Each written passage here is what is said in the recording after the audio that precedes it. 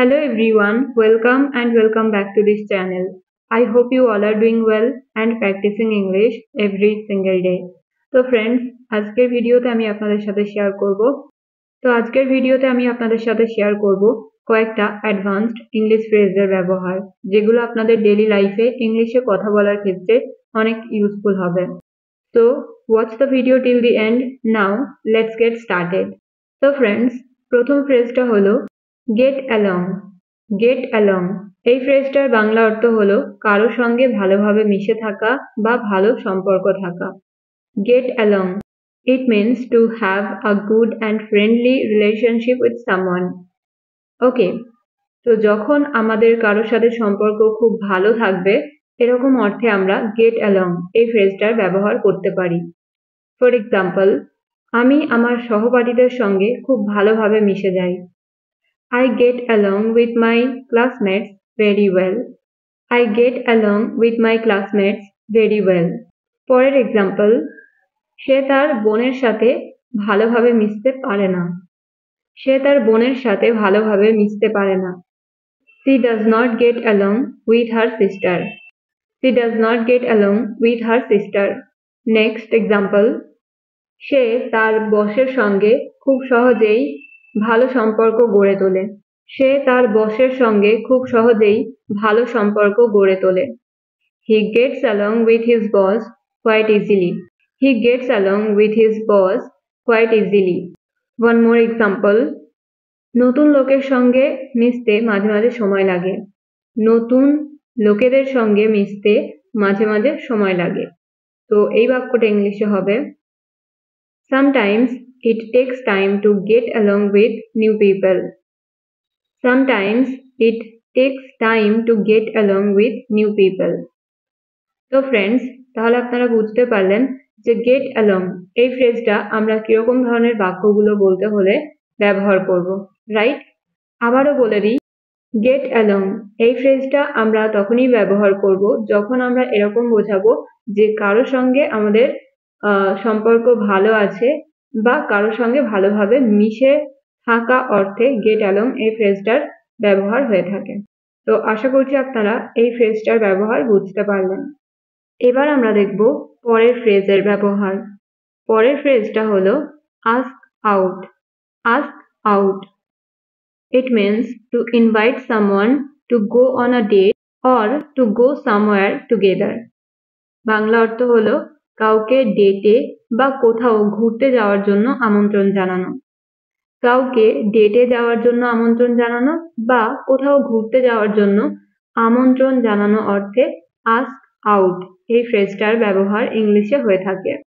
তো আপনারা এক্সাম্পলগুলো দেখলে আরো ভালোভাবে বুঝতে পারবেন যে ask out এই ফ্রেজটা আসলে কিভাবে সেন্টেন্সে ব্যবহার করতে হবে। ওকে, তো চলুন কয়েকটা এক্সাম্পল দেখা যাক। প্রথম এক্সাম্পল হলো, রাজ গত রাতে নিশাকে ডিনারে যাওয়ার জন্য আমন্ত্রণ জানিয়েছিল। রাজ asked Nisha out for dinner last night. Raj asked Nisha out for dinner last night. অর্থাৎ রাজ গত রাতে নিশাকে ডিনারে যাওয়ার জন্য আমন্ত্রণ জানিয়েছিল। ওকে, পরের এক্সাম্পল, আমার বন্ধু আমাকে একটা সিনেমা দেখতে যাওয়ার প্রস্তাব দিল। আমার বন্ধু আমাকে একটা সিনেমা দেখতে যাওয়ার প্রস্তাব দিল। তো এই বাক্যটা ইংলিশে হবে My friend asked me out to watch a movie. My friend asked me out to watch a movie. অর্থাৎ আমার বন্ধু আমাকে একটা সিনেমা দেখতে যাওয়ার জন্য প্রস্তাব দিল। পরের এক্সাম্পল, ক্লাসের পর আমি প্রিয়াকে কফি খেতে যাওয়ার জন্য প্রস্তাব দিলাম, বা ক্লাসের পর আমি প্রিয়াকে কফি খেতে যাওয়ার আমন্ত্রণ দিলাম। সো এই বাক্যটা তাহলে ইংলিশে হবে I asked Priya out for coffee after class. তো ফ্রেন্ডস, তাহলে আপনারা বুঝতে পারলেন যে ask out এই ফ্রেজটা কিভাবে ইংলিশে ব্যবহার করতে হবে। তো যখন আমরা কাউকে কোথাও যাওয়ার জন্য বা ডেটে যাওয়ার জন্য ইনভাইট জানাবো বা ইনভাইট করব, অর্থাৎ আমন্ত্রণ জানাবো, তখন আমরা ইংলিশে ask out এই ফ্রেজটার ব্যবহার করতে পারি। তো এবার আমরা দেখব পরের ফ্রেজের ব্যবহার। পরের ফ্রেজটা হলো split up. Split up. It means to end a relationship or marriage. To end a relationship or marriage. Bangla অর্থ হলো কোনো সম্পর্ক বা বিবাহ ভেঙে ফেলা। তো যখন কারোর কোনো বিবাহের সম্পর্ক বা কোনো রকম সম্পর্ক ভেঙে যাবে বা যখন কেউ একে অপরের থেকে আলাদা থাকার সিদ্ধান্ত নেয়, তখন এই স্প্লিট আপ এই ফ্রেজটার ব্যবহার হয়ে থাকে। তো চলুন এক্সাম্পল গুলো দেখলে আপনারা আরো ভালোভাবে বুঝতে পারবেন। তো প্রথম এক্সাম্পলটা হলো 5 বছরের বিবাহিত জীবনের পর তারা আলাদা হয়ে গেল। 5 বছরের বিবাহিত জীবনের পর তারা আলাদা হয়ে গেল। তো এই বাক্যটা ইংলিশে হবে they split up after 5 years of marriage. They split up after 5 years of marriage. পরের এক্সাম্পল, বারবার ঝগড়া হওয়ার কারণে তারা আলাদা হওয়ার সিদ্ধান্ত নিল। They decided to split up because of constant argument. They decided to split up because of constant arguments. They decided to split up because of constant arguments. অর্থাৎ বারবার ঝগড়া হওয়ার কারণে তারা আলাদা হওয়ার সিদ্ধান্ত নিল। এতদিন একসাথে থাকার পর তাদের আলাদা হতে হয়েছে, এটা দুঃখজনক। It's bad that they had to split up after being together so long. It's bad that they had to split up after being together so long. অর্থাৎ এতদিন একসাথে থাকার পর তাদের আলাদা হতে হয়েছে, আর এটা সত্যি দুঃখজনক।